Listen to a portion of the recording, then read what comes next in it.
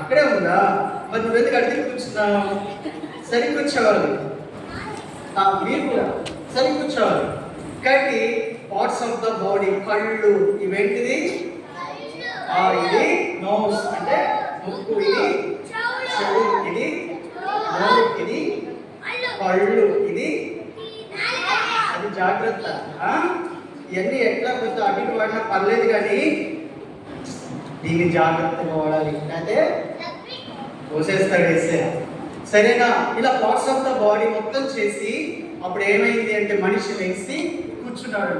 అమ్మా, అప్పుడు దేవుడు చూసి మంచిది, ఇది చాలా బాగుంది అని చేశాడు.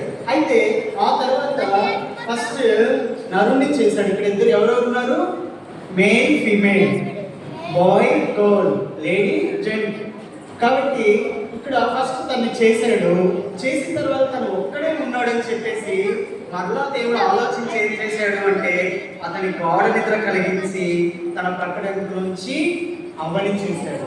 వాళ్ళిద్దరిని చేసి ఆ యొక్క ఏదేదో అనేటువంటి తోటలో ఉంచి ఏం తినమన్నాడు?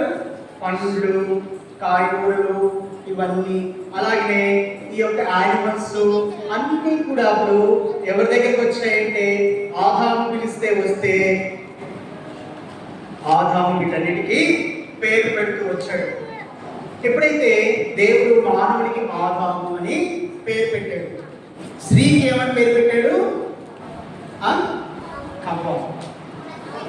గట్టిగా నరుడికి ఏం పేరు పెట్టాడు? యేసయ్య ఆదాము. ఏం పేరు? ఆముదం కాదు, ఆదాము. ఆ స్త్రీకి ఏమని పేరు పెట్టాడు? అవ్వ కాదు, అవ్వ. ఏమని పెట్టాడు?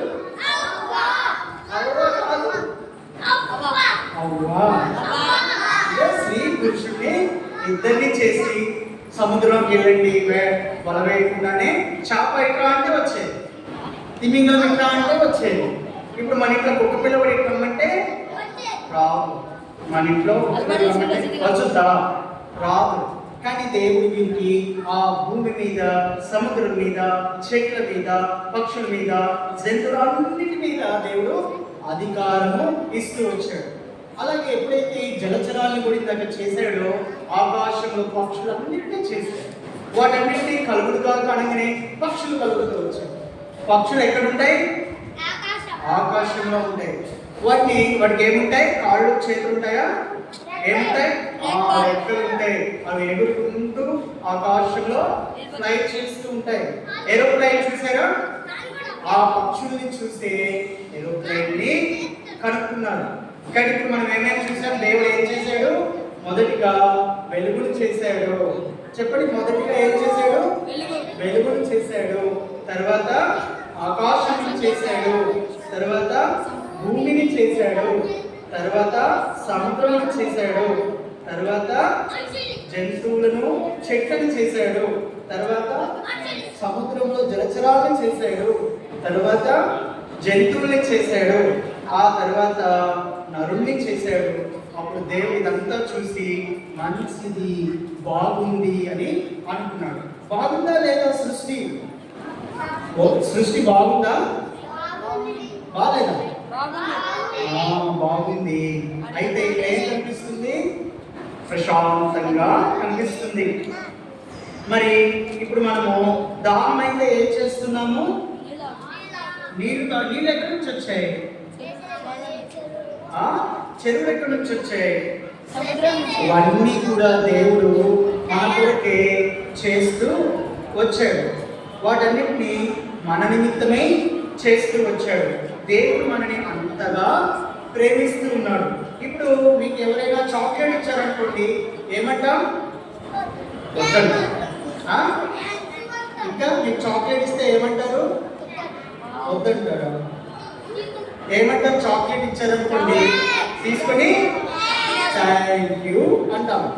అట్లాగే మరి దేవుడు మన కొరకు ఎంత సృష్టిని కలుగునుగాక అంటే కలిగింది, కానీ మనని మాత్రం తన చేతులలో, తన రూపమున, తన పోలిక చొప్పున, తన అరచేతులతో మనని చేశాడు.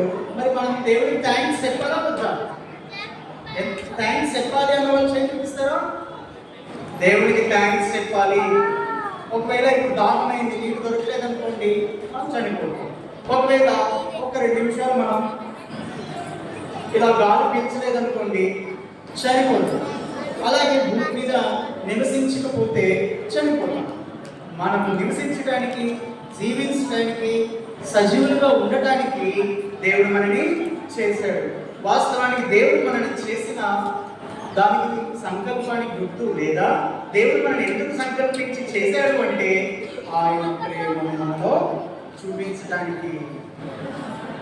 దేనికి దేవుడు మనం ఎందుకు చేశాడు అంటే దేవుడు తనకి మన మీద ఉన్న ప్రేమని వెల్లడి చేయడానికి మనని చేశాడు. ఏంటి మరి మనం తిరిగి ఏం చేయాలి? దేవుడు నాకు అక్కర్లేదు అనాలా? దేవుడు నాకు వద్దు అనాలా? వాక్యం వద్దు అనాలా? చర్చి వద్దు అనాలా? బీబీఎస్ వద్దు అనాలా? అన్నీ కావాలి. యేసయ్య మన కోసమే వీటన్నిటినీ చేస్తూ వచ్చాడు. ఒకవేళ ఆకాశం చేసి భూమి చేయకపోతే ఉండలేము, భూమి చేసి ఆకాశాన్ని చేయకపోతే ఉండలేము. వీటన్నిటినీ చేశాక మనిషికి జీవం ఇవ్వకపోతే మనము ఏమీ చేయలేము.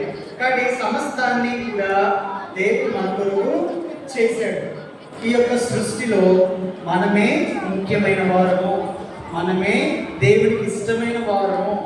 ఎందుకంటే చెట్లని, చేమలని వీటన్నిటినీ కూడా దేవుడు తన పోలిక చొప్పున చేయలేదు, కానీ సృష్టిలో మనని మాత్రమే దేవుడు తన పోలిక చొప్పున చేస్తూ వచ్చాడు. మరి నేను 1, 2, 3 అనగానే మీరు ఏం చేయాలి? వెళ్ళిపోవాలా? 1, 2 అనగానే ఏం చేయాలి? 3 అనగానే కళ్ళు మూసుకోవాలి. చెప్తారా నేను చెప్పినట్లు?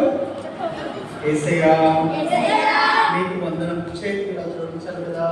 యేసయ్య అట్లా కాదు, ఇలా మీకు చెప్పలేదా?